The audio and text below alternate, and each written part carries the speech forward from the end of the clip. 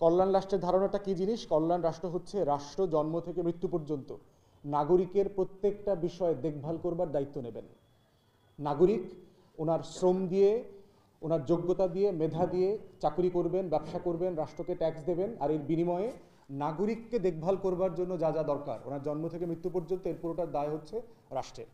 এই জন্য দেখবেন যে আপনারা খবরে আটলান্টিকে যখন ভয়েসে গিয়ে একজন ক্যাপ্টেন অথবা একজন বোট যিনি চালান তিনি যখন আটকে যান, তখন দেখবেন যে আমেরিকা ফ্লিট পাঠায় দেয় তার নাগরিককে সেভ করবার জন্য, বিমান বাহিনী পাঠায় দিচ্ছে, জাহাজ পাঠায় দিচ্ছে, কারণ সে তার একজন নাগরিককে জীবন বাঁচানোটা সে এত রাষ্ট্রের জন্য গুরুত্বপূর্ণ মনে করে। তুরস্ক দেখেছি আপনার মেডিকেল ট্রিটমেন্ট দরকার একজন তুর্কি নাগরিকের, অস্ট্রিয়াতে বসে সে অ্যাপিল করেছে, তুরস্কের প্রেসিডেন্ট এরদোয়ান বিমান পাঠিয়ে দিয়ে ওই একজন নাগরিককে তুরস্কে ফেরত নিয়ে আসছে। এটা হচ্ছে রাষ্ট্র। তাহলে আমার রাজনীতির কেন্দ্র হচ্ছে আমার নাগরিক, আমার মানুষ, আমার জনগণ এবং তাদের অধিকার, যেটাকে আমরা বলছি কল্যাণ রাষ্ট্র। দ্বিতীয় হচ্ছে আমার রাজনীতি হচ্ছে সেবা এবং সমস্যা সমাধানের রাজনীতি, যেই রাজনীতিটা বাংলাদেশে অনুপস্থিত। কি জিনিস সেটা? আপনারা দেখতে পাচ্ছেন যে আমাদের স্বাস্থ্য সেবা খাতের যে দুরবস্থা সারা বাংলাদেশে, ডেঙ্গুতে কয়েক হাজার মানুষ ইতিমধ্যে প্রচণ্ড রকম আহত হয়েছে, অসুস্থ হয়েছে এবং মারাও গেছেন কয়েক শত। ডেঙ্গু তো এমন একটা রোগ না যেখানে মানুষ মারা যেতে হবে, এন্টায়ারলি একটা প্রিভেন্টেবল ডিজিজ। একজন মানুষও মারা যাওয়ার কোনো কারণ নাই। বাংলাদেশে বৃষ্টি হয় কয়দিন, ধরেন 4 মাস 5 মাস বৃষ্টি হয়, ইংল্যান্ডে সারা বছর বৃষ্টি হয়, কেউ তো ডেঙ্গুতে মারা যায় না, মশা কামড়ে মারা যায় না তো কেউ। কেন যাচ্ছে না? কারণ রাষ্ট্র কাউকে মরতে দেয় না। বাংলাদেশ রাষ্ট্র মানুষকে মরতে দেয়, সে বদার না। বাংলাদেশ রাষ্ট্র খুন করে। আপনারাই তো রংপুরবাসীরা এবং রংপুরের সাংবাদিক ভাইয়েরা আপনার সেই আবু সাইদের সেই বিখ্যাত আইকনিক পিকচারটা ধারণ করেছেন, যে রাষ্ট্র গুলি করছে, গুলি করে সেটা নাগরিককে মেরে ফেলে। এদেশের প্রধানমন্ত্রী, বড় বড় নেতারা ফোন করে বলে যে যতগুলো মারা দরকার মারো, দায়িত্ব আমি নিব। একটা গুলি করলে একজন মরে, কেউ পালায় না। এই ধরনের বক্তব্য তো আপনারা দেখেছেন। তো এটা হচ্ছে রাষ্ট্রের দায়িত্ব, যে রাষ্ট্র কাকে বাঁচতে দেবে আর রাষ্ট্র কাকে অ্যালাউ করবে মরে যাবার জন্য। আমাদের স্বাস্থ্য খাতের বাস্তবতা নিয়ে এই জন্য আমরা বারবার আপিল করেছি সরকারের কাছে যে কি কি করা দরকার। স্বাস্থ্য উপদেষ্টার সাথে দেখা করে আমরা 13 দফা আমাদের অবজারভেশন দিয়েছি, কি কি কাজ করলে মানে ইমিডিয়েটলি আমাদের স্বাস্থ্যসেবার মান বাড়বে এবং আমাদের নাগরিকরা স্বস্তিতে চিকিৎসা নিতে পারবেন। এখন দেখেন, আপনারা বলতে পারেন ওয়েল এটা তো বহুদিনের সমস্যা। প্রশ্ন হচ্ছে বাংলাদেশের রাজনৈতিক দলগুলো কি তর্কটা করছে কিনা? করছে না।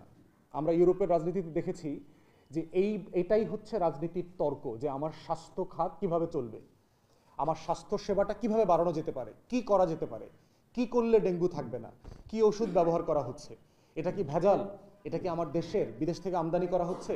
আপনারা দেখেছেন ঢাকা মহানগরী উত্তরের যে সিটি কর্পোরেশনের মেয়র ছিল, সে এবং তার কিছু কোম্পানি তাপসরা মিলে কিভাবে ভুয়া চাইনিজ সিল মেরে আপনার ওষুধ বিক্রি করছে, মশার ওষুধ, বাংলাদেশে তৈরি করা না, পচা জিনিস ডাস্টবিনে তৈরি করা হয়েছে।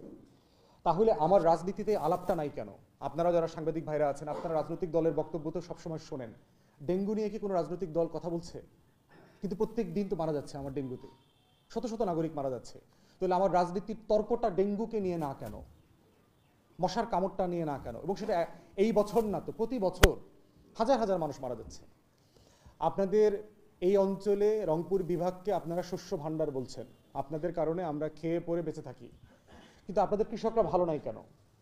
আপনাদের একজন কৃষকের প্রতি কেজি ধান উৎপাদন করতে 23 থেকে 28 টাকা, 27 টাকা, 29 টাকা খরচ পড়ে, কিন্তু সে 30 টাকা বিক্রি করতে পারছে না।